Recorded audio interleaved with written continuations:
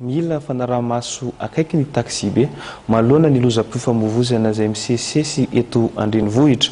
Omaly hariva zao ohatra dia kilomètre iray ambony chaise roulante no voadona ary naratra teny 67 hectares saingy efa voatsabo moa ny tenany ary efa tsy misy intsony ny atahorana amin'ny fahasalamany. Izay ny amin'ny lozam-pifamoivoizana iny fa hivadika penjim-baovao ahafantateraka kosa isika.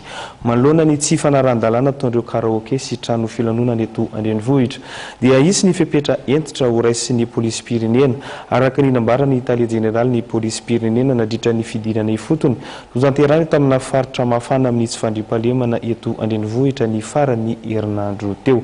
Volaravavy sy Tsira Kojoarson mitaritra ny vaovao. Betsaka amin'ireo karaoke sy trano filanonana eto Andrenivohitra no tsy ara-dalàna.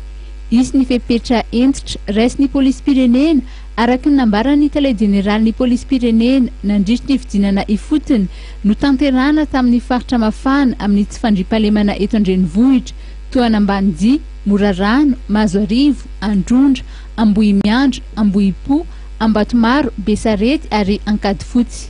Ny fanarahamaso teo ingy atoandro efa misy foana fa tsy hoe misy vahiny vohitra dia zay vao tena hiasa fa fanamafisana averiko hoe fanamafisana ny zavatra efa natao teo aloha fampitomboana ny raiky efa eo am-pelatranana mba ho tandrona ambonimbonimbony indray no azo satria amin'izao fotoan'izao mahita raha mahita mafantatra ianareo fa efa mba miezaka ny polisy nasionaly mba hametraka olona araky ny hitanareo teo amin'ny arak'elatranana dia azo iverina ao mafana ny zavatra ireny tsy miandry vahiny akory ireny fa amin'ny fisiny zavatra mbola ho raisitsika eto amin'ity firenena ity dia mbola ho atao izay tsaratsara kokoa ireny ho ampitombony.